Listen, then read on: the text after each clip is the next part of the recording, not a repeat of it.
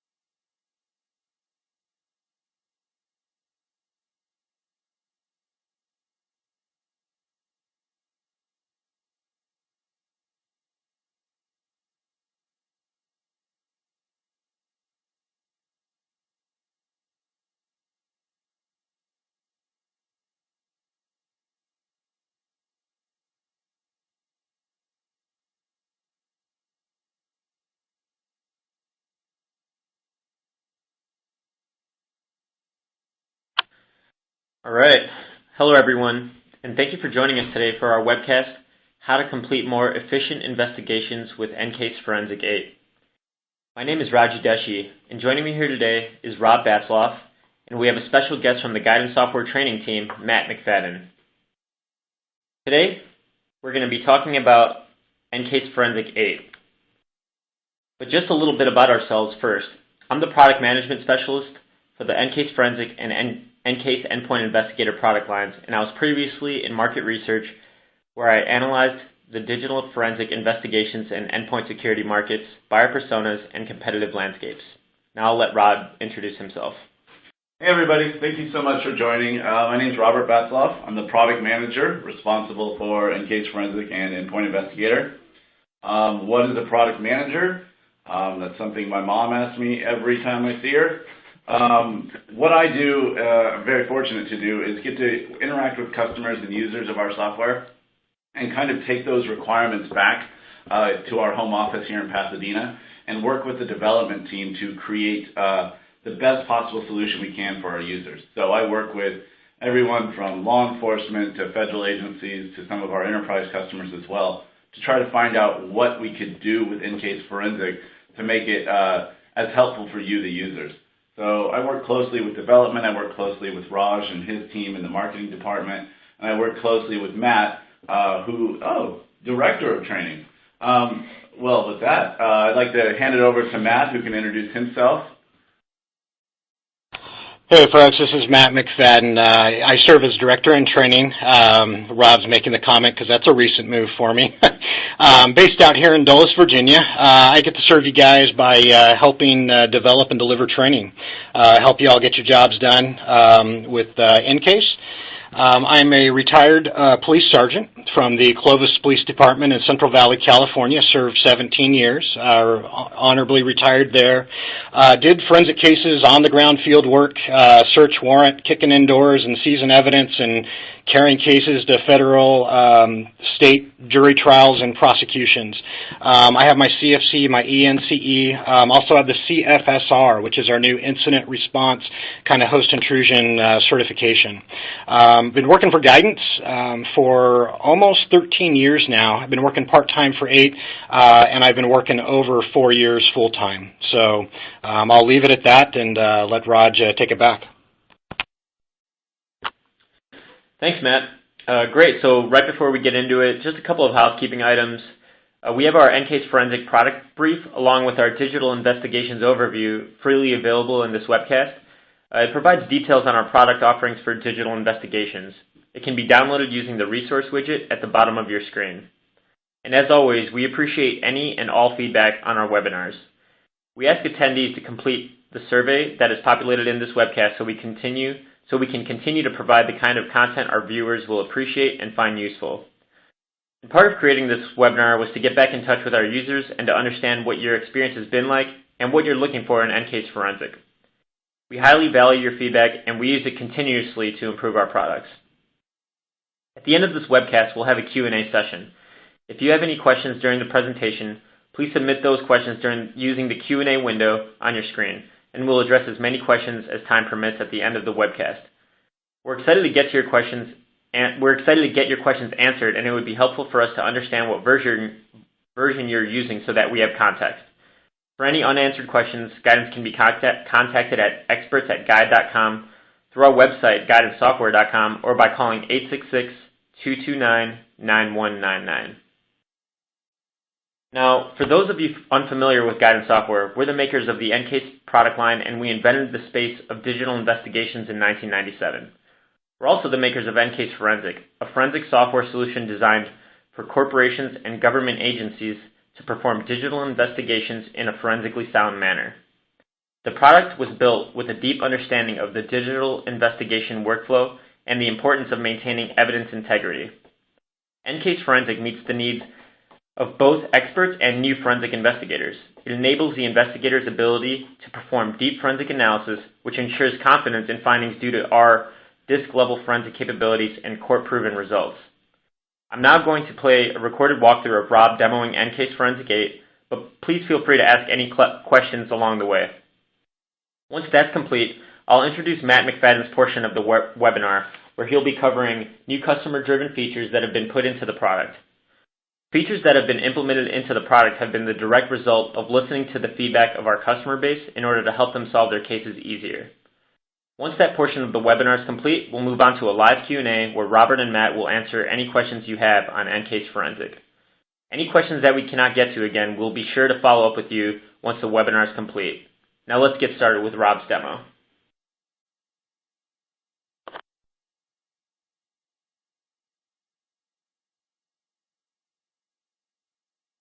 Thank you, everyone. Real quick, here are the 5 things you should know about EnCase Forensic 8. It's not a new platform. It is based on the previous version 7 platform. It does have a new UI. We've updated the look of EnCase Forensic and we moved as little cheese as possible in the process.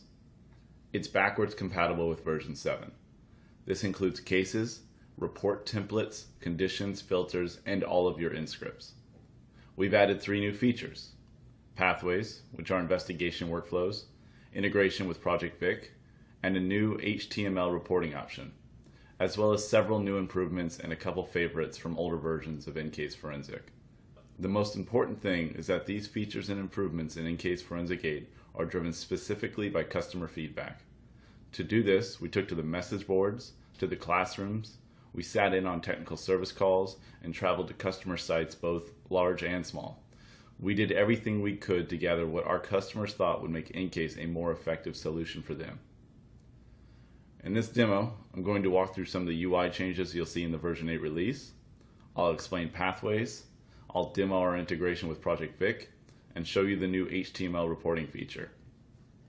Along the way, I'll make sure to point out any new features or improvements we come across and how they can help you with your investigations. Alright, let's open up EnCase. Right away you can see that the UI is more open, it's cleaner. The case page has been changed a little to show all of the case's information on the right side of the screen. You can also add a logo or any image you want to your copy of EnCase here. This won't show up on any final reports or be reflected anywhere really. It's just a small way to personalize the software you spend a lot of your time in. We'll hop right into the evidence view and you can see again the UI is a little less crowded. It looks more like software and not so much a Windows Explorer. While we're here, I can point out a couple things.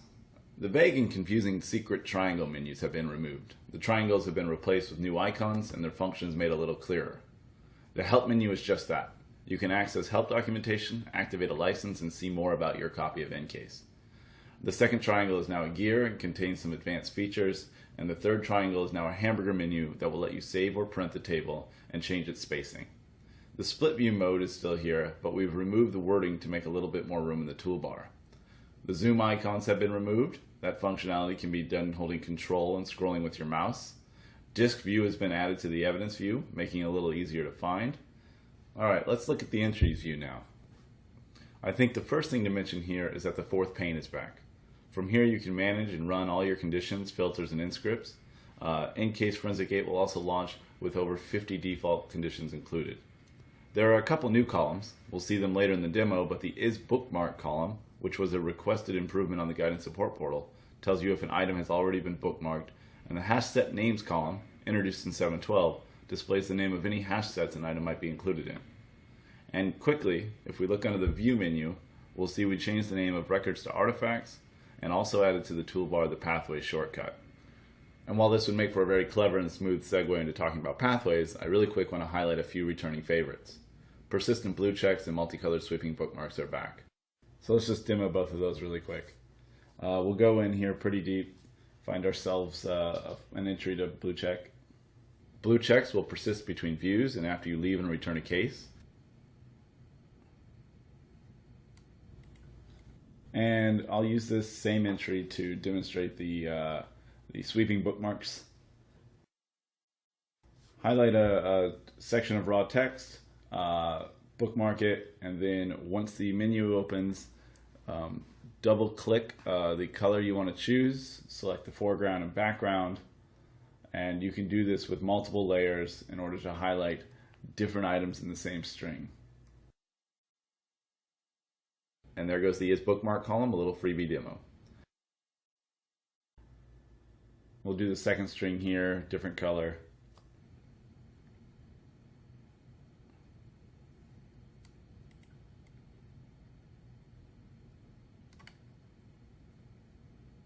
Now let's take a look at pathways. Pathways are investigation workflows based on curriculums designed by the award-winning training department and guidance.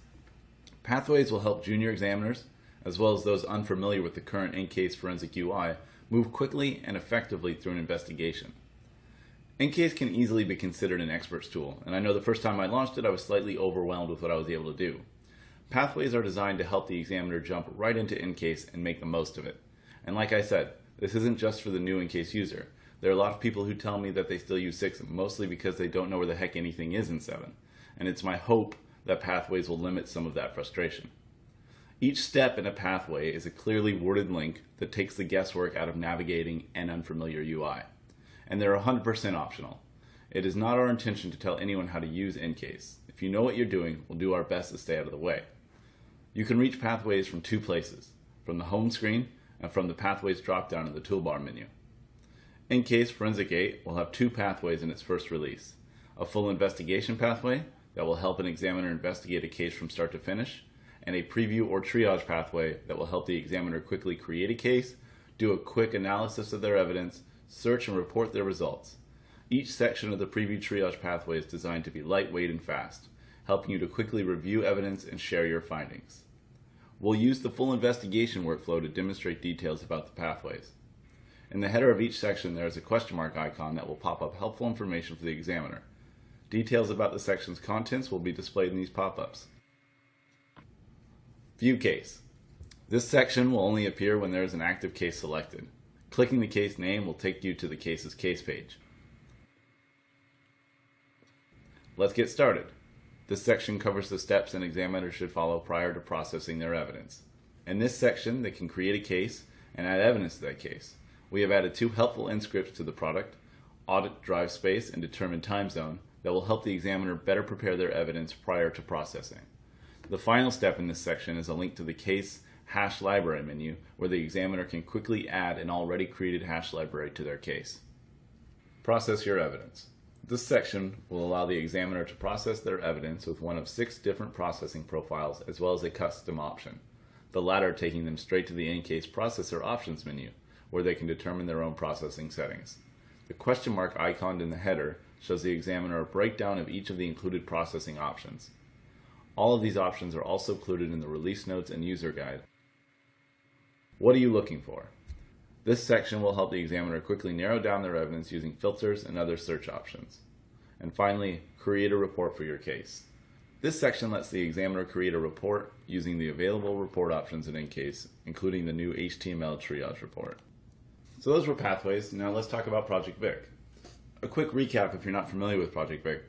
Project Vic is sponsored by the ICMEC, the International Center for Missing and Exploited Children. Project Vic's goal is to create an ecosystem of information and data sharing between domestic and international law enforcement agencies, all working to prevent the sexual exploitation and abuse of children. Project Vic leverages the use of extremely large and high-quality hash sets to identify and eliminate images. There are currently around 2.8 million hashes in the VIC library, and those items are broken down into hash sets, one for each category, 1 through 5. By using these hash sets, investigators can quickly identify and categorize a large percent of seized images. By integrating with Project Vic, EnCase will help investigators save time and save lives. Our integration also allows the examiner to contribute back to Project Vic. If you find items you think should be included in the Vic database, you can quickly and easily export them out of EnCase and submit them to Project Vic for vetting and eventual inclusion in their libraries. Let's jump into EnCase and we'll demo how to import the Project Vic hash sets, how to apply them to a case, and how to export a JSON file that can be submitted back to Project Vic. Here I've already created a case and did light processing, hash and file signature analysis. To import the Project Vic hash library, go to Tools, Manage Hash Library. In the Manage Hash Library menu, either click New and create a new folder, or navigate to an existing folder. Select that folder and you'll be returned to the Manage Hash Library menu. Now, select Import from the drop-down menu and click Project Vic. Click the ellipses on the right side of the menu that pops up and navigate to the Vic JSON file. Select the JSON and click OK. There you see the hash sets in the menu. Click Close. Applying these hash sets to your case is the same as any other hash set. Go to Case, Hash Libraries, double-click Primary, and navigate to whatever folder you saved it in. Click OK. In order to see the Vic hash sets or any hash set applied to your case, you first need to rerun hash signature analysis. But I'm going to skip that step for a moment in order to demo another new improvement, the Tree View Refresh button. As I'm very familiar with this evidence file, I happen to know where the bad guy keeps his nasty images. Right here, in the nasty folder. I can only imagine all investigations are this easy. Before we go further, I just want to point out the refresh icon up here that's currently grayed out. That's all, I'm just pointing it out. Now we'll apply that hash library. Let's blue check the pictures folder and use the new HashSig shortcut, Control-Shift-H, to bring up the HashSig selected menu. Alright, all we need to do now is to rerun hash analysis, so select that and hit OK. That's done, and I don't know if you remember when I made a big deal about that refresh button earlier, but check it out now. It's active and it's ready to go. In previous versions, you had to exit out of Entry View, into Evidence View, and then back into Entry View to see the effects of a hash analysis. Now whenever you run a hash analysis, you can just refresh your view to update the table immediately. Here you can see the items included in the respective Vic hash sets. Now, if I weren't trying to show off one of the new features, I would have applied the Vic hash libraries to the new case, rerun hash analysis, and then sorted all the entries by hash set name, quickly identifying the bad pictures. So let's bookmark them real quick.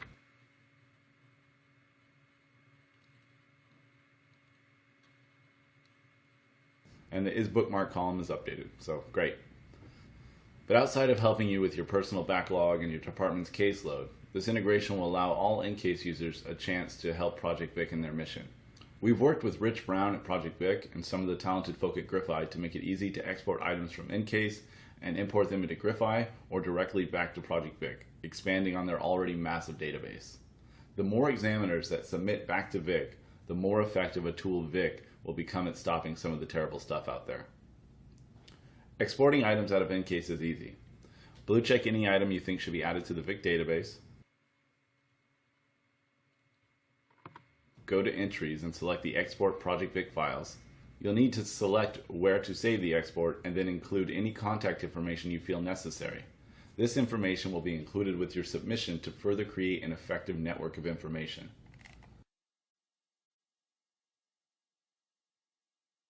The last new feature I'm going to demonstrate is the new fully linked HTML triage report. I mentioned that over the last 6 months or so, we've been talking with customers in classrooms, on the phone, through webinars like this, but one of the best ways to see what an EnCase examiner thinks should be in the product is the EnCase App Central store. EnCase Forensic 8 will be taking full advantage of this amazing resource, both with scripts created internally, like those included in the full investigation pathway, audit drive space, and time zone prior to processing, both developed by the talented folk in training, as well as externally with third-party or private developers. One of the most popular paid scripts last year added an easy HTML report option to EnCase. It was clear from the download numbers that our users were interested in something that let them quickly generate a report that could be easily shared on a thumb drive or disk. Working with this developer, we were able to bring this functionality into the product and introduce it as the first step to improving our collaborative workflows. This new tool creates a fully linked HTML report from bookmark folders in your report template. You can open the new HTML report menu through both pathways, full investigation or preview, or under the view drop-down menu. I've already bookmarked some items in the other demos, so we'll work with those.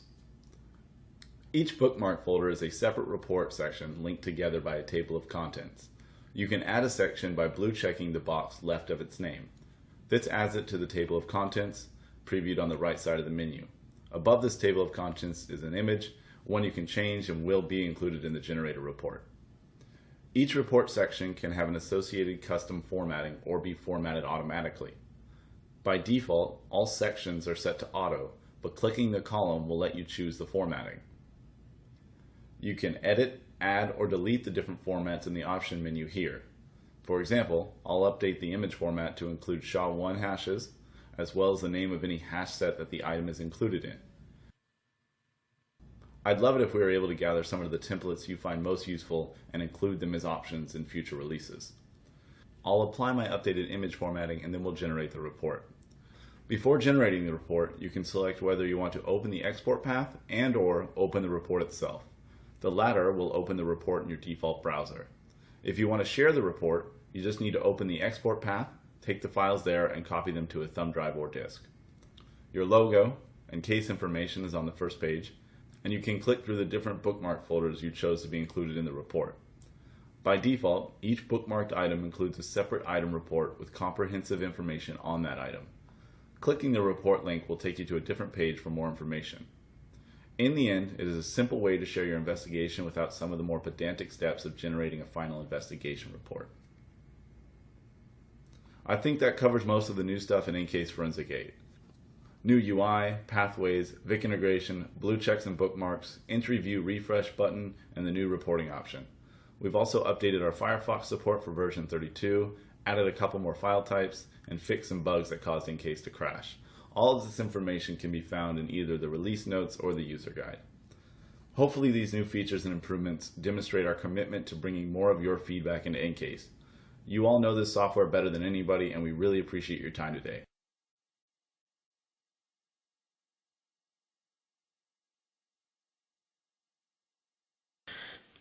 Thanks for that demo, Rob. You're welcome. I think that was a great video, and I hope everyone found that to be informative and useful. Again, we're getting some great questions coming in, so please continue to keep asking questions, and we'll do our best to answer them. Next up, we're going to be showing you a brief recorded walkthrough of the new user-driven features that have been implemented to help you solve your cases more efficiently and effectively. Again, while the video is playing, please feel free to ask any questions along the way.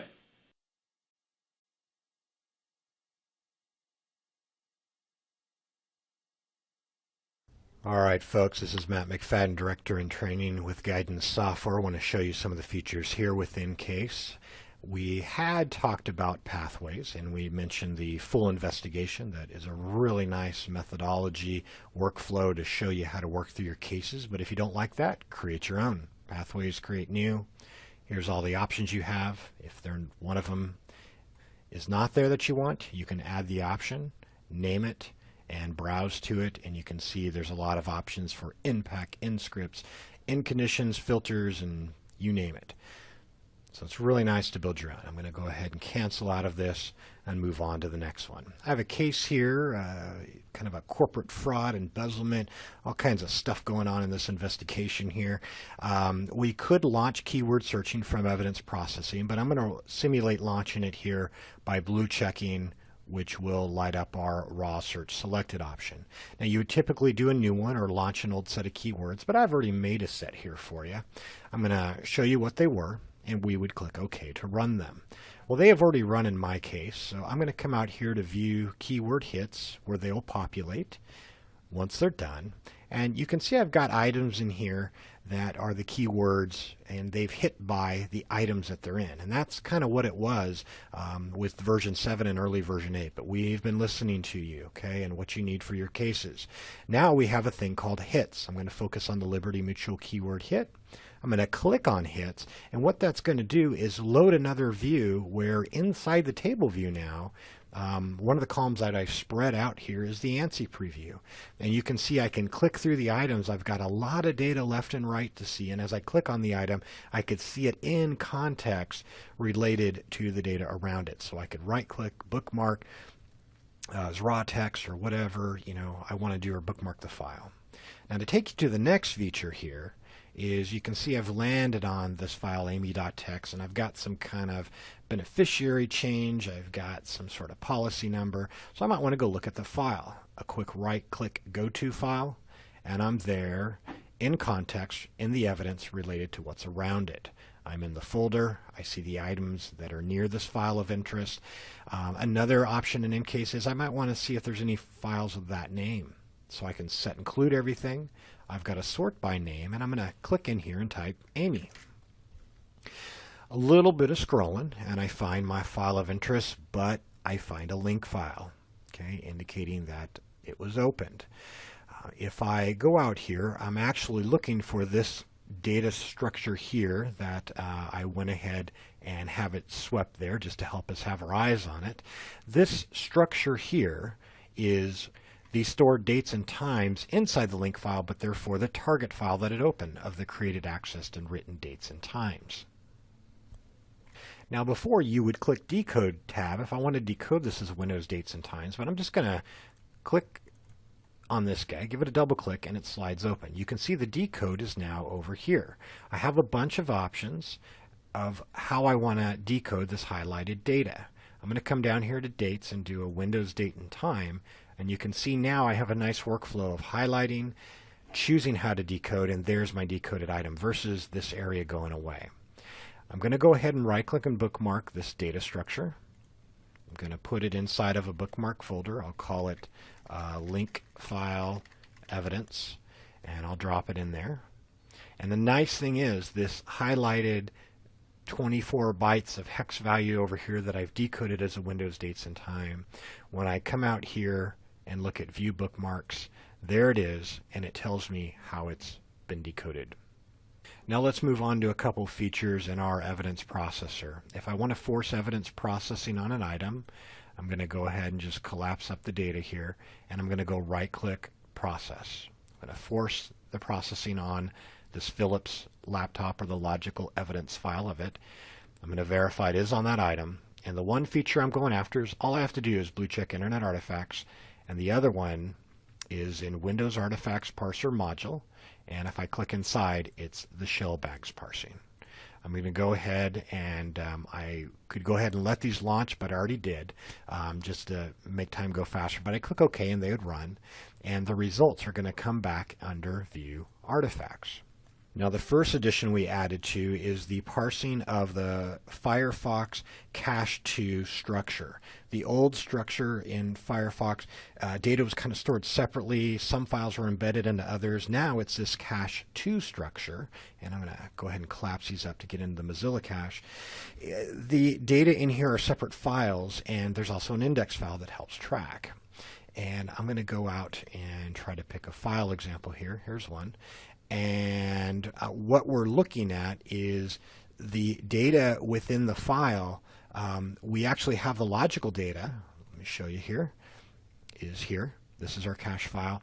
And after the logical data of this cache file, we actually have a data structure that needs to be parsed here. And this has the information about this cache file that we're seeing over here that is now parsed in our evidence processing in the Fields tab.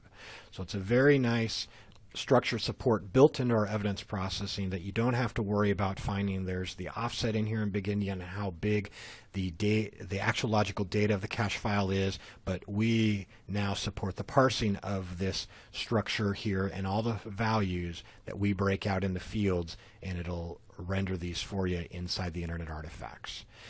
The other artifact we have out there is related to shell bags. I'm going to click into the Windows Artifacts parser module, and we're going to go into userclass.dat.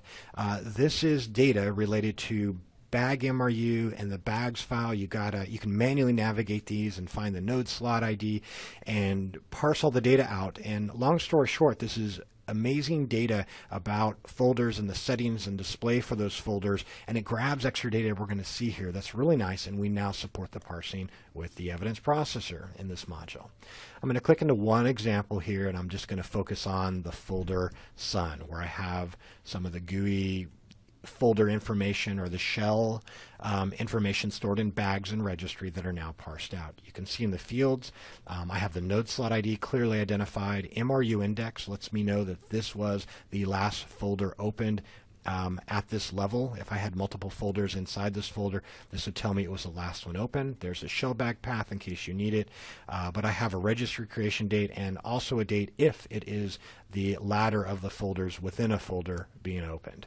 Another beautiful artifact is the target MFT record number and the record sequence number, which help us track this folder's history across an NTFS file system volume through analysis of our USN journal or update sequence number journal.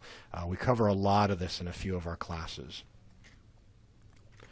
All right, another one to throw at you. I'm going to go over here to evidence, and I'm going to get EnCase situated where I can drop a couple 7-zip files in. These automatically load as single files in EnCase. And what we're looking at is we've got 7-zip support now. People have been asking for it, and it's been developed. This is as easy as finding, these are like compressed archives, and I can do entries, view file structure. It's going to parse the data structure inside, and I can click on it and it's going to load. We can see the data inside, which just happens to be the best dog ever, which is a beagle, and we can look at this really cute set of images. Now going back over here, I've got another file that I wanted to show you called collection. It's locked. This one is a password lock 7-zip archive, so you can simply see I got to input my super secret cool password, and once I authenticate correctly, I click and I'm in, again looking at the best dog ever. Okay, going to go back out here and show you the last one. There's a lot that are added. I don't want to say it's the last, but one of the other ones here is inside of our evidence. I'm going to go ahead and open it up, and a lot of times you're running InScripts. You will go to the InScript menu and click Run. The latter ones are cached up here for you, but we wanted a quicker way. In training, Simon Key developed this InScript. It's been incorporated through our product management and development. You hold Control-Shift and tap R. Control-Shift, hit R. It launches what is our InScript launcher. I need to configure and tell EnCase where these scripts are. I add a folder. I'm going to come out here and I'm going to go into my documents, find the folder with my training InScripts. You can map multiple locations in here. As soon as I tell it what to do, I can put in a bunch of different folders. It's going to index that, read it into a database, and now all I need to do is type in my InScript, double click it, and it's going to run. Again, this is another InScript that the training has developed. This is going to go out there and it's going to search the transcript without having to do the index searching and allow us to bookmark with a range. Again, a big shout out to Simon Key for all his development, and just love working with Robert Batzloff, the development team here. We are here to help you get your job done. We're listening. There's a lot of good things coming in EnCase. A lot of things has already come into it, and there's more on the horizon. So I'm really excited.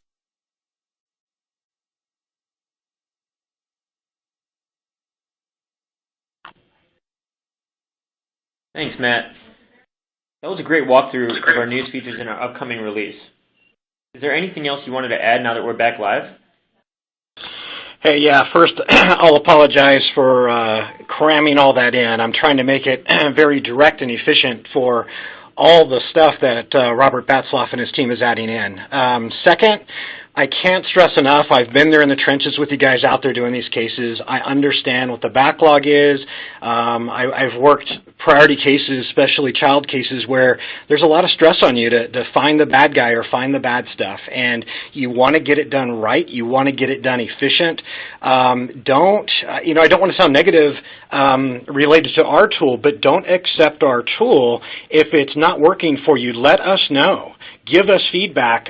We hope it provides a ton of good features for you, which I'm very excited about the features after being in the field working this stuff. Rob has been cranking out tons of good stuff. I'm really excited, and it's really adding a lot of good things. But continually ask us for more. Ask us for what is related to your case. How can it effectively get stuff done? That way we can adapt it. Rob, I think, has me in his spam folder on email because I'm constantly just giving him feedback and feedback. So please keep it coming. We are listening. We are adapting. We want our tool to help and serve you with your cases to find the truth in these matters out there. Thanks, Matt. But yeah, he seriously does bother me a great deal, and he does that with feedback he gets when sitting in classrooms with you guys. So I really appreciate not only Matt's dedication to making sure your voices are heard, but that we have such a vocal user base, which is mostly a good thing, depending on time of day for me. But we're very fortunate that you guys are always willing to share how we can make the product better, and Matt is an excellent, as well as any trainer that you interact with. They are the people that communicate to me the quickest and with the best information. So anything that goes through them or technical services is usually written up in a way where I can understand it and implement it as quickly as possible. So never be afraid to make use of those resources. Thanks, guys. That was great. Just wanted to mention we have over 1,200 attendees, and we're getting questions flowing in. So just to recap, EnCase Forensic helps investigators by providing them with deep visibility into a machine, which enables them to conduct a thorough forensic analysis so that they can find the unknown. With EnCase Forensic, you'll also be able to provide intuitive case reports for field agents, investigators, and others so that you can get through your cases efficiently. Great. So at this time, we're going to be taking some questions. If you have a question for either myself, Rob, or Matt, please send it to us using the Q&A window on your screen. So let's see what some questions are. I'll take a few here. I've written them down throughout. I think I've been able to answer a few of you during. I know Matt was typing feverishly, and Raj was doing what he could. Let's see. Matt, I'm going to throw a couple your way if you don't mind. Thanks. Hey, no problem. These are the good. So people who've been using EnCase for a long time have often been very proud to have their NC certification. Is that something that they're going to be able to do with EnCase 8, or is that something that's still on EnCase 7? Yeah, good question. I can see the concern because you get nested with a version and you get very comfortable with it. I can speak to that. I've been using since version 2. I've been through all those transitions with some of y'all out there because I'm seeing the names of some colleagues out there in the field. With version 7, we are allowing you to use it with the NC certification up until Enfuse, which is in May. After that, we are switching to version 8. Now, let me talk about that. The transition is not going to be as hard as you think. There's some minor reworkings, but the workflow, honestly, I think it's going to help you a ton more. If you just let go of the comfort level that you may have with a current version, I would say move on. For anybody out there, I just want to address it. If anybody's hanging on to version 6, I was there, okay? Look at these things with 8. A ton of things have come back. A ton of things have been added, and we're seeing just a lot of people adapting to it, and they're loving it. And again, if you're hitting any friction points with it, let us know. Please let us know, because we're listening. Yeah, to that point, thank you, Matt, with addressing EnCase version 6.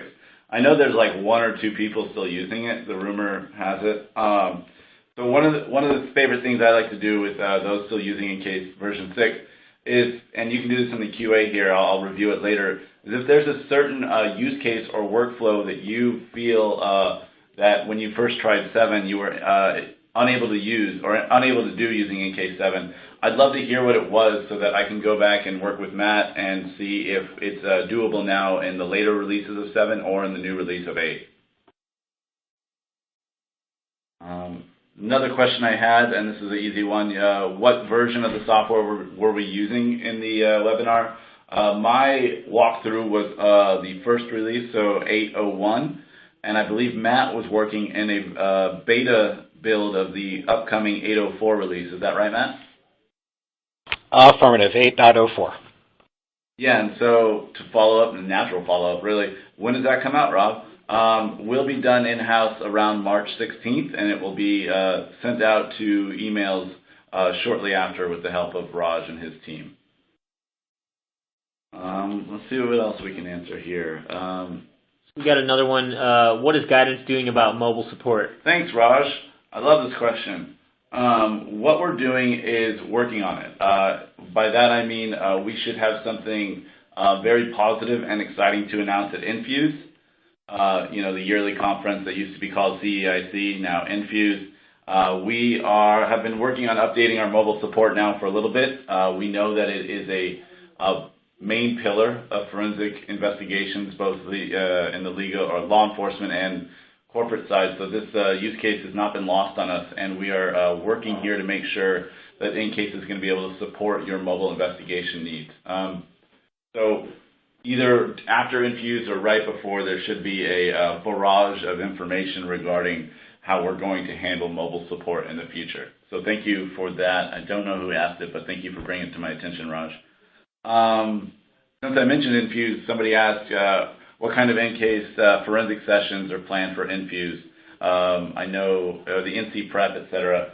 So Matt, maybe you can answer. I know you're doing a session or two, and could you tell me what training and your guys are doing in terms of prep or knowledge-based stuff? Yeah, and clarify though, and related to prep of what? For EnFuse, I know that training has done some NC prep courses there. Yeah, affirmative. We are going to have the NC prep going on. That'll be cycling through to give you options. You'll be able to take the examination on site. We are also doing a CFSR prep sessions. That's the new one where it basically mirrors the NC, but we wanted it to where it's going to test you on your forensic side and it's going to test you on your incident response side. We have two classes, incident investigation and host intrusion methodology, which are a kick. We're basically infecting computers and analyzing them as we go, and you get to see from the hacker side and also from the analyst side of what damage gets done. The certification is a written examination, 200 written questions, and if you successfully pass that, you get evidence files on 3 computers that may or may not have been hacked, and you have to analyze them, and it's fun. I went through it in the development of it. It's a kick. It's a lot of fun. It's challenging, but it's a good investigative workflow, and if you apply the methodology we have in our class, you're going to be fine. Thanks, Matt. Another one here. What version of EnCase Forensic did 7-zip support get added to? And this is the upcoming 8.04 version. Matt, do you have a few questions that you saw you wanted to tackle? Yeah, I got 2 here. One of them was related to determining the time zone of the evidence, because you guys all saw that in our workflow. That workflow is designed from our training environment to where we took step-by-step of what you should be doing in every case. Now, we don't want to be telling you what you have to do in every case, but we don't want you missing evidence or misinterpreting evidence. Most digital evidence is stored in UTC GMT time at 0 hour, and you're going to have some offset in it. Most artifacts are interpreted as that, except for, I think it's the index.dat for the weekly or daily histories on the old school Internet Explorer 9 and some other artifacts. Mobile evidence is mostly all UTC GMT as well. So if you're dealing with mobile evidence with an iOS or Android operating system, or you're dealing with an operating system on a computer, you do want to determine what the time zone is, because if I've pulled this from California and I'm over here in Virginia, I need to offset for that time zone. You could do it in EnCase, and it's going to help you determine your correct time zone as the evidence is interpreted. It's a real important step. And that's done easily with the pathways, with the time zone prior to processing. You just click it, bam, it just shows it to you. One of the other questions was about jump list parsing artifacts. We do have an InScript that does support that, but jump lists are basically a compound structure that you can right-click entries, view file structure, and parse them within EnCase as it stands now. If the link file and jump list parser is something you're interested, get a hold of me by email. I'll get it to you. But jump lists are basically a collection of kind of like link files, and you parse them out, and it'll get you to like the launching. It kind of came about with Windows 7 and on to help you launch items from probably application view or shortcut type views. So I'll pass it back to Rob or Raj if you have anything and start rescanning questions here.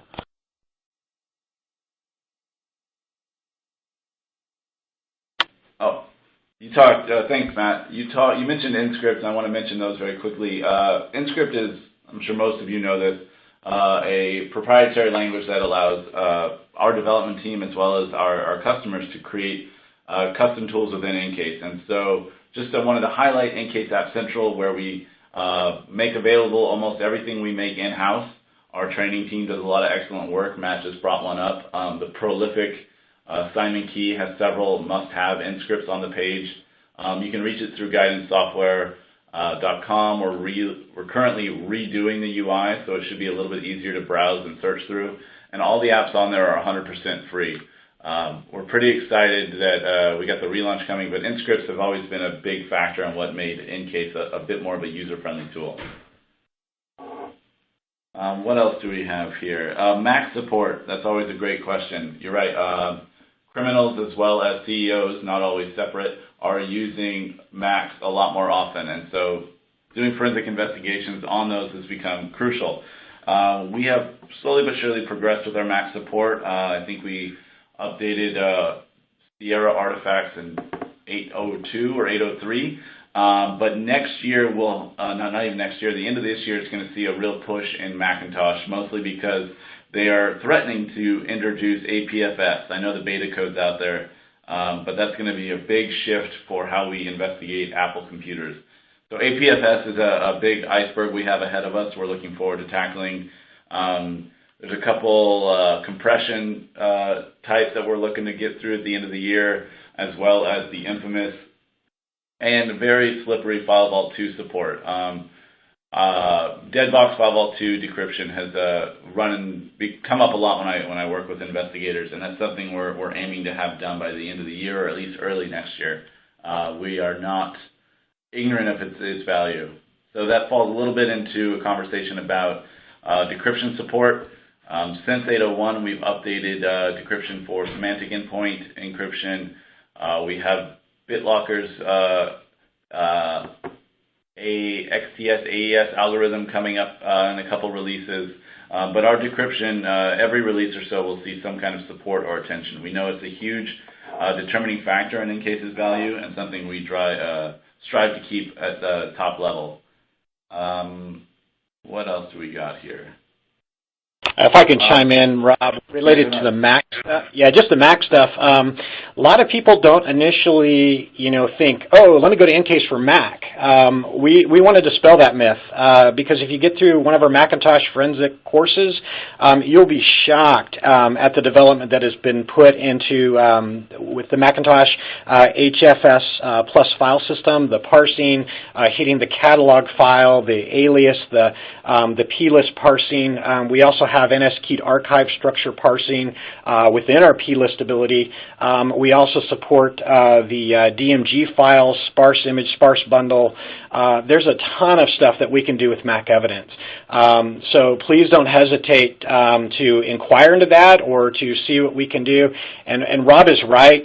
We are looking at that Apple file system. I think the rumor is, you all know out there with the Apple stuff, that they're trying to push some of it into the new iOS system. I hear rumors of June from Apple. So everybody, I think, in the market's going to be watching that like a hawk.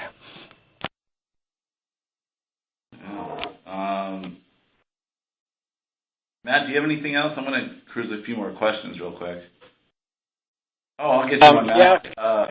Training courses, are they taught in version 7 or are they taught in version 8? Okay, good one.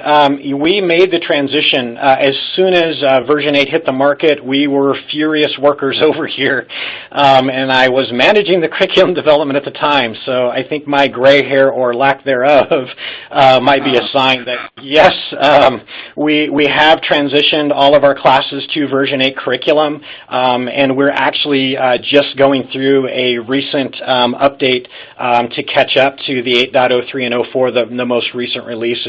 Our on-demand is coming out like crazy. My colleague next door is recording a session now. I'm recording a session. You're going to see a lot more on-demand videos coming out. So our training passport is going to be, the value is just going to be increasing along with our virtual classes that are out there. So there's a lot of stuff coming with basically the version 8. The other thing I want to say is I've been very thankful for Rob and the dev team. You're seeing, I just want to say on the training side I can see it because we have to keep up with the dev guys and gals out there that are coding all this. They've been coming out with all these features so fast. Us in training are going, whew, give us a break. But I'm thankful for that because that's getting everything in the hands of people to help them get their cases done better. So I'm thankful for that, yet you know, they are pushing us. One other question I'll throw on, and then I'll let Rob or Raj jump in. A question came up on Project Vic.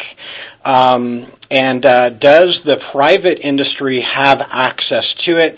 And then I'll talk to that a bit. I'm extremely passionate about the child crimes. I worked them for 13 years. It's a very serious crime, in my opinion. Granted, we want to find the truth in every matter, but after working those cases, we really need to get these victims identified and rescued. Through Project Vic and knowing what's been identified and not, and being able to pull down that set and use it against your case to quickly identify known victims has been huge.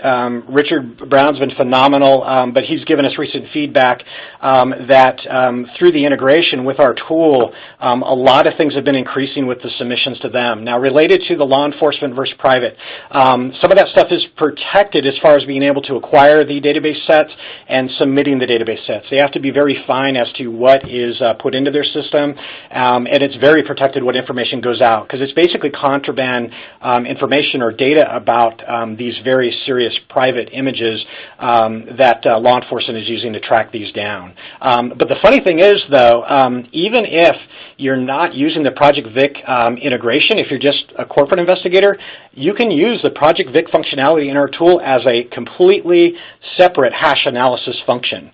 You simply create, like Rob showed you, the JSON files, and that's your hash library, and you can work it from there without even integrating with Project Vic. So we kind of got a dual function built in there. But I can't... Nope, go ahead. Thanks for bringing that up, Matt. That's something, when I go and I meet with some of our larger enterprise customers, they're very interested in the power of what Vic can do, but in the context of their investigations. And like Matt said, you can use that integration to create whatever hash library you want. So you can create your own custom set. Thank you, Matt, for clarification on that feature. It's something that was brought up to us a while ago, and we worked very closely with Rich Brown and his team to bring this in, as well as the folks at Griffi. If you're in law enforcement, I believe Griffi is either a reduced cost or free for you guys, and something for you guys to look into. Johan and his team there have done an excellent job helping us integrate with it. I want to talk a little bit about what's to come. One question I got was how often are updates being released? It was only like 2 a year with version 7. That is not the case any longer. About a year and a half ago, we committed, or I committed, much to the chagrin of the development team, that we will have a release every single quarter. And thankfully we have. So every quarter there's going to be a substantial release for EnCase Forensic. The next one, like I mentioned, coming out toward the middle of March. Nothing bad ever happened then, so it should be fine. So to that point, what are some of the new features coming in that release? Matt was kind enough to demo a bunch of them. We are adding open office artifact support. This is a big like an Office, Microsoft Word artifacts in the UK or the Europe, improved decode workflow, which that came from, I got that feedback directly from training as well as several users.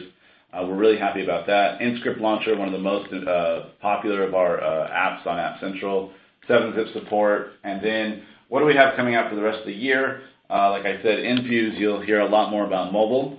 And then either at the same time or soon after, we will be improving our indexing engine. This is one of the pieces of feedback I get a lot. So outside of mobile, everybody wants it to go faster, which I find is a big compliment. That means it works. It does what it needs to do, and it does it well, but people need it to move faster. So we're improving our indexing engine to give you guys a little bit more power under the hood. More details on that as it comes out, but based on what I've seen so far, you're going to see a massive increase in indexing speed. So we're excited to talk more about that. And then for our few individuals, 1 or 2 on version 6, we are bringing back bookmark as image in the next release. So this is something that was a big win in version 6. People loved it. It went away in version 7. I don't know why, but it is coming back, so we're very excited about that. And then, again, releases every quarter. What else? A couple comments about the UI. It does look nicer. Thank you for those comments. But, yeah, there are some feedback not only from training and you guys on the webinar now, but the icons aren't making as much use of color as they used to. You guys are 100% right. You stare at this screen, I don't know how many hours a day, and it makes it a lot harder when you can't just tell by the color what an item is. So we're working with our team to add punches of color when it's become very blatant that it's required. So any feedback you guys have, if there's icons you've encountered in your time with the software, make sure to shoot a note on the Q&A and say, X icon needs this color again. That's really helpful. I don't have time to go through each icon, but I would love if you guys had some suggestions so I could point Deb in that direction. Raj, that's Rob, I got a couple here. Is there anything left? Yeah, just a couple things here. One quick question was, hey, if I've been using version 6, version 5, version 4, and on, and I try to jump into one of your training classes, where am I going to be at? Definitely seek us out for advice as to which one that you may want to go to, but we understand you may not want to jump into like the first one. We have a Navigating EnCase Forensic class that is designed, a 3-day, to help you quickly transition over. Or if you want to try to jump into one of the other ones, we want to be sure you're suited, but you're going to be fine. The tree pane, table pane, view pane, we got the 4th pane now. There's some transition stuff, but it's not going to be as bad as you think, but we want to be sure you're getting your hands on all the features to help you. One question came up, and I think is good to address, is somebody brought up the new SHA-1 thing about how SHA-1 is breakable or has been broken. And I'm just going to throw out there that the hashing issues related to MD5 and SHA-1, we're talking with the chances of it with MD5, basically you're talking about replicating a data set, say MD5. You're talking your chances are 1 and 2, basically to the power of MD5 or SHA-1. You've got the 128 or 160-bit key related to that. You're talking with MD5 alone, a chance of 1 in 340 undecillion. That's always a mathematical thing of, yes, the chance is 1 in so many. SHA-1, we get up to, the 1/60th. So if you're using both, it's even better. Now, the word I want to get into is people are saying SHA-1 has been broken. I disagree with the news when they say SHA-1 has been broken. All they did was spend $100,000 to $300,000 in however much time they mass generated that data set to find that 1 in so many chance. It's always something we're taking under consideration, but the integrity of the evidence and the listservs that I'm on and professional networking of analysts, to me, it's not that big of a concern because we have those numbers in our favor related basically to MD5 and SHA-1. So one other thing I'll address and then kick it back to Rob or Raj. Somebody poked in here and mentioned an instructor at another facility helped them with a case. That case and that InScript or that feature helped them to solve their case. please let us know when that happens. We love to hear that. I transitioned from law enforcement, and it's been hard for me to leave the frontline fight. And when we get that feedback that something that we've done helps, it helps us reaffirm our purpose, but that's what we're here for. Please lean on us for that. Please yell at us. You guys are faced with that backlog and all that evidence coming in. We have the time to research and deep dive in these issues and to be your tech and research development and to get this stuff into our software, and that's what we want to do for you. So please lean on us. Please task us in that matter. That was great. Matt, thank you for that. So I also got just one more thing to point out in regards to Project Vic. If any of you want more information about how to sign up for Project Vic hashes, you can email request@projectvic.org, and they'll be sure to help you out over there. So Rob, Matt, do you guys have anything else before I wrap up our live Q&A session? Oh, I'm good.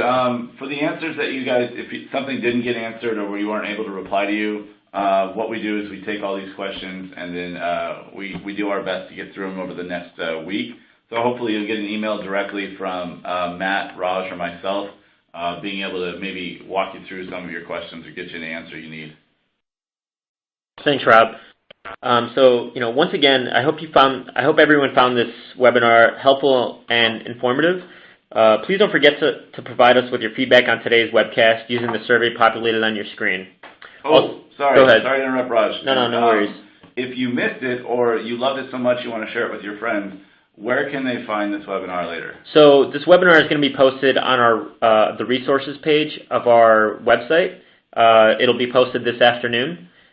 You'll also be receiving a thank you for attending email, and you can also access it through that email as well. So if you want to, like Rob mentioned, share it or rewatch it, we'll definitely be posting that recording. Also, feel free to download the available resources in today's webinar that are at the bottom of your screen. And for more information on the topics we discussed today, or if you want to just talk to someone at Guidance, we invite you to reach out to one of our sales specialists through one of the following emails at experts@guide.com, visit our website at guidancesoftware.com, or just call us at 866-229-9199. I think that's it. We'll really appreciate your time today, and looking forward to hearing from you soon. So thank you, everyone, for watching.